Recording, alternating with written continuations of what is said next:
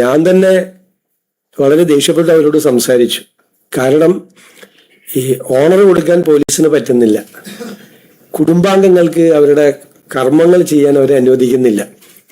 വല്ലാത്തൊരു സ്ഥിതിയായിരുന്നു. അപ്പോൾ ഞാൻ ആദ്യം അതിനോട് പ്രതികരിച്ചത്, നിങ്ങൾ മാറി നിൽക്കണം, കുടുംബത്തിന് ഈ കർമ്മങ്ങൾ ചെയ്യാൻ അവരെ അനുവദിക്കണം എന്ന് പറഞ്ഞത്.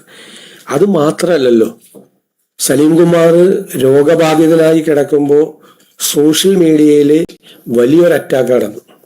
ചത്തുകൂടെ എന്നാണ് ചോദിച്ചത്. എന്താണ് ആ മനുഷ്യൻ ചെയ്ത തെറ്റ്?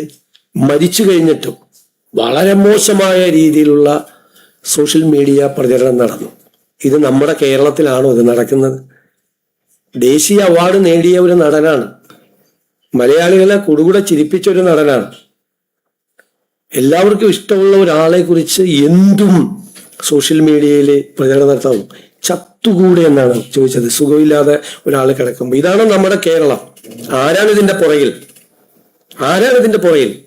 ഈ ക്യാമ്പയിന്റെ പുറകിൽ എല്ലാവർക്കും രാഷ്ട്രീയമുണ്ട്. കലാകാരന്മാർക്കും സാംസ്കാരിക പ്രവർത്തകർക്കൊക്കെ ഒരുപാട് ആളുകൾക്ക് രാഷ്ട്രീയമുണ്ട് ഇവിടെ. ഒരുപാട് പേർക്ക് അവരുടെ രാഷ്ട്രീയത്തിന്റെ പേരിൽ ഒരാൾ സുഖമില്ലാതെ വെന്റിലേറ്ററിൽ മരണത്തോട് മല്ലടിച്ച് കിടക്കുമ്പോൾ നടത്തിയൊരു ക്യാമ്പയിൻ ഉണ്ടല്ലോ, ഇത് നമ്മുടെ കേരളത്തിന് യോജിച്ചതല്ലത്. കേരളം അത് തിരിച്ചറിയും. ഇത് ചെയ്യുന്ന ആളുകൾ അത് മനസ്സിലാക്കണം.